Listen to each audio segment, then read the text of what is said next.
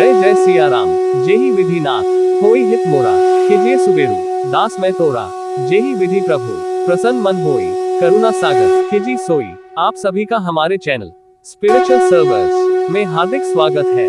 आपका दिन शुभ हो। चैनल को लाइक फॉलो सब्सक्राइब करना ना भूले। सीताराम सीताराम। श्री रामायण कथा युद्धकांड भाग 13। कुंभकर्ण वध। शोकमग्न रावण को धैर्य बंधाकर कुंभकर्ण युद्ध भूमि में पहुंचा। स्वर्ण कवच से सुसज्जित कुंभकर्ण ने हाथों में विद्युत के सदृश प्रकाशित भयंकर शूल उठा रखा था। लाखों चुने हुए सैनिकों को लेकर रणभूमि में पहुंचते ही उसने पृथ्वी को कपा देने वाली भयंकर गर्जना की, जिससे अनेक वानर मूर्छित होकर पृथ्वी पर गिर पड़े। इस विशाल पर्वताकार पराक्रमी राक्षस को देखकर साधारण वानरों की तो बात ही क्या, नल, नील, गवाक्ष तथा कुमुद जैसे पराक्रमी योद्धा भी भयभीत होकर रणभूमि से पलायन करने लगे। असंख्य वानर सैनिकों ने भी अपने इन सेनानायकों का अनुसरण किया। अपनी सेना को इस प्रकार प्राणों के भय से भागते देख युवराज अंगद ने ललकार कर कहा, हे वानरों, क्या इस प्रकार शत्रु को पीठ दिखाना तुम्हें शोभा देता है? तुम जैसे वीरों को भी प्राणों का मोह सताने लगा।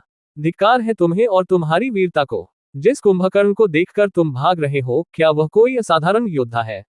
मांस मदिरा का सेवन करके उसका शरीर फूल गया है। वह तो बड़ी सरलता से मारा जाएगा। क्या रामचंद्र जी के तेज के सम्मुख ये ठहर सकता है? आओ, लौटकर युद्ध करो। भागकर संसार में अपयश के भागी मत बनो। अंगद के उत्साह भरे वचन सुनकर वानर सेना पुनः रणभूमि में लौट आए। वे प्राणों का मोह छोड़कर कुंभकर्ण और उसकी सेना पर आक्रमण करने लगे। कुंभकर्ण भी अपनी विशाल गदा के प्रहार से वानर सेना को मार मार कर ढेर लगाने लगा। फिर भी शेष वानर वृक्षों तथा शिलाओं से राक्षस सेना का विनाश करने में जुटे रहे। कुंभकर्ण उस समय साक्षात यमराज प्रतीत हो रहा था। वह वानरों को गाजर मूली की भांति काटकर ढेर लगाता जा रहा था। उसके चारों ओर हताहत वानरों के शरीर ही शरीर दिखाई दे रहे थे। क्रोध होकर द्विविद ने एक पर्वत के टीले को उठाकर आकाश से कुंभकर्ण के सिर पर मारा। कुंभकर्ण तो उस वार से बच गया, किंतु बहुत से राक्षस उसके नीचे दबकर मर गए। राक्षसों की इतनी भारी क्षति से उत्साहित होकर वानरों ने दूने बल से राक्षस सेना का संहार आरंभ किया, जिससे संपूर्ण समरभूमि में रक्त की नदियां बहने लगी। अब कुंभकर्ण पर हनुमान भी आकाश मार्ग से पत्थरों की वर्षा करने लगे, परंतु उस पर इसका कोई प्रभाव नहीं पड़ा। वह अपने शूल से पत्थरों के टुकड़े करके इधर उधर छितराता रहा। इस प्रकार अपने वार खाली जाते देख हनुमान ने एक नुकीला वृक्ष उठाकर कुंभकर्ण पर वार किया और उसका शरीर लहूलुहान कर दिया। उसने जब अपने शरीर से शोणित बहता देखा तो उसने वज्र के सदृश एक शूल पवन कुमार के मारकर उनकी छाती चीर दी। उसकी पीड़ा से वे व्याकुल हो गए। उनके मुख से रक्त बहने लगा। हनुमान की ये दशा देखकर राक्षस सेना ने जयनाद किया और वे तीव्र वेग से मारकाट मचाने लगे। हनुमान को घायल होता देख गंधमादन, नील, ऋषभ, शरभ तथा गवाक्ष पांचों पराक्रमी सेनानायक एक साथ कुंभकर्ण पर टूट पड़े। इस संयुक्त आक्रमण का भी उस पर कोई विशेष प्रभाव नहीं पड़ा। उसने पांचों को पकड़कर इस प्रकार मसला कि वे मूर्छित होकर पृथ्वी पर गिर पड़े। अपने सेनानायकों को इस प्रकार मूर्छित होते देख वानर सेना एक साथ कुंभकर्ण से चिपट गई। वह इससे भी विचलित नहीं हुआ और मुकों से मार मारकर उनका सफाया करने लगा। सैकड़ों को उसने पूंछ पकड़ पकड़ कर फेंक दिया और बहुत से वानरों को पैरों के तले रौंद डाला। जब उसके सम्मुख हनुमान, अंगद, नील, द्विविद, सुग्रीव जैसे वीर भी न ठहर सके और वानरों का अभूतपूर्व विनाश होने लगा तो सेना में भगदड़ मच गई। उन्होंने रामचंद्र जी के पास जाकर गुहार की, हे रघुवीर, कुंभकर्ण ने हमारी सेना को तहस नहस कर दिया है। हमारे बड़े बड़े सेनापति घायल हो गए हैं। वह यमराज की भांति हमारी सेना का घोर विनाश कर रहा है। ऐसा प्रतीत होता है कि वह हमारी संपूर्ण सेना को नष्ट कर डालेगा। इसलिए हम आपकी शरण में आए हैं।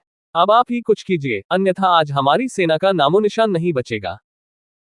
अपनी सेना की दुर्दशा का वृतांत सुनकर लक्ष्मण का मुख क्रोध से रक्तवर्ण हो गया।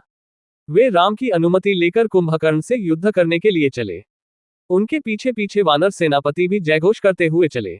अपने सम्मुख लक्ष्मण को देखकर कुंभकर्ण ने हर्षनाद करते हुए कहा, लक्ष्मण, मुझसे युद्ध करने का तुम्हारा साहस देखकर मैं प्रसन्न हुआ।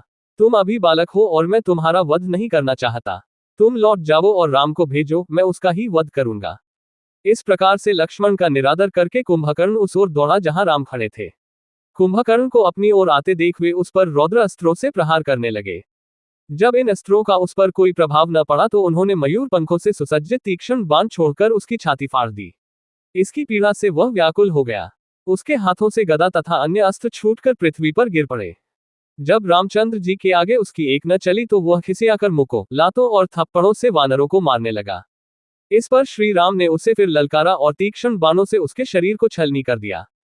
तब कुपित होकर कुंभकर्ण ने पृथ्वी से एक भारी शिला उठाकर रामचंद्र जी पर फेंकी, जिसे उन्होंने 7 बाण मारकर चूर चूर कर दिया। फिर तीक्ष्ण नोक वाले 3 बाण छोड़कर उसका कवच तोड़ डाला। कवच के टूटते ही वानरों ने फिर उस पर धावा बोल दिया। उनसे घायल होकर वह क्रोध में इतना पागल हो गया कि उसे अपने और पराये का भी ज्ञान न रहा। उसने वानरों और राक्षसों सभी को मारना आरंभ कर दिया। कुंभकर्ण की ये दशा देखकर राम ने उससे फिर ललकार कर कहा, अरे राक्षस, उन सैनिकों से क्या उलझ रहा है? इधर आकर मुझसे युद्ध कर। राम की ललकार सुनते ही कुंभकर्ण सामने आकर बोला, हे राम, बहुत समय से मैं तुम्हारा वध करना चाहता था। आज सौभाग्य से तुम मेरे सम्मुख आए हो। मैं खरदूषण विराट का कबंध नहीं हूं, मैं कुंभकर्ण हूं। मुझे अपने बल का परिचय दो। कुंभकर्ण की ललकार सुनकर रामचंद्र जी ने अनेक अग्निबाण एक साथ छोड़े, परंतु उन्हें कुंभकर्ण ने मार्ग में ही नष्ट कर दिया। इस पर उन्होंने वायव्य बाण छोड़कर उसकी एक भुजा काट डाली। भुजा कटने पर क्रोध और पीड़ा से गरजता हुआ भी वह वानरों का संहार करने लगा। इस भीषण मारकाट से भयभीत होकर वानर त्राहिमाम त्राहिमाम कहते हुए रामचंद्र जी के पीछे जाकर खड़े हो गए। तब रामचंद्र जी ने ऐंद नामक बाण से उसकी दूसरी भुजा भी काट डाली। फिर उन्होंने अर्धचंद्राकार बाणों से उसके दोनों पैर काट डाले। इससे वह भयंकर शब्द करता हुआ पृथ्वी पर गिर पड़ा। तब उन्होंने इंद्र द्वारा दिया हुआ सूर्य की किरण की भांति जाज्वल्यमान ब्रह्मदंड नामक बाण छोड़ा, जो कुंडलों से युक्त कुंभकर्ण के मस्तक को काटकर आकाश में उड़ा और फिर उसे पृथ्वी पर गिरा दिया। कुंभकर्ण के मरते ही वानर सेना में हर्ष की लहर दौड़ गई। उनके जेनाद ने संपूर्ण लंकापुरी को थर्रा दिया। कुंभकर्ण के मरने के पश्चात राक्षसों ने रावण को जाकर दुखद संवाद सुनाया। कुंभकर्ण की मृत्यु का समाचार सुनकर रावण मूर्छित हो पृथ्वी पर गिर पड़ा। नरांतक, देवांतक, त्रिशिरा आदि राक्षस भी अपने चाचा की मृत्यु का समाचार सुनकर रोने लगे। जब रावण की मूर्छा भंग हुई तो वह विलाप करके रोने लगा, हाय, आज मैं भाई को खोकर बिल्कुल असहाय हो गया। जिस कुंभकर्ण के नाम से देव दानव तक थर्राते थे, वह वीर आज मनुष्य और वानरों के हाथों मारा गया। तुम्हारे बिना आज ये राज्य मेरे किस काम का? तुमने ठीक ही कहा था कि मैंने विभीषण की बात न मानकर भूल की थी। हाँ कुंभकर्ण, तुम मुझे अकेला क्यों छोड़ गए? बिना भाई के ये जीवन भी कोई जीवन है। मैं तुम्हारे बिना अब किसके भरोसे जीऊंगा? इस प्रकार विलाप करते हुए वह फिर मूर्छित हो गया। जब रावण को फिर सुधि आई तो त्रिशिरा ने उसे धैर्य बंधाते हुए कहा, पिताजी, चाचाजी के मरने का आप इतना शोक क्यों करते हैं? उन्होंने तो शत्रु के छक्के छुड़ाने के पश्चात ही वीर गति प्राप्त की है। अभी आपको निराश होने की क्या आवश्यकता है? आपके पास तो ब्रह्मा की दी हुई शक्ति है। उसी से आप सेना सहित राम का नाश कीजिए। हम सब भी आपके साथ चलेंगे। आप अभी शोकाकुल हैं, विश्राम कीजिए। हमें रणभूमि में जाने की अनुमति दीजिए।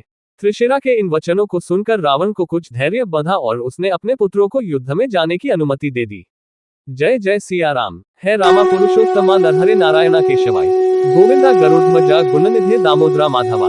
हे कृष्ण कमलाप्ते यदुक्ते सीताप्ते श्रीप्ते वैकुंठादित्य चराचर पते लक्ष्मीप्ते पाहिमाम। सियावर रामचंद्र की जय। उमापति महादेव की जय। आगे की कथा भाग 14 कल आपको पुनः मिलेगी। आप सभी का दिन शुभ हो। हमारे चैनल पर बने रहने के लिए लाइक, फॉलो और सब्सक्राइब करना ना भूलें। जय जय सिया राम।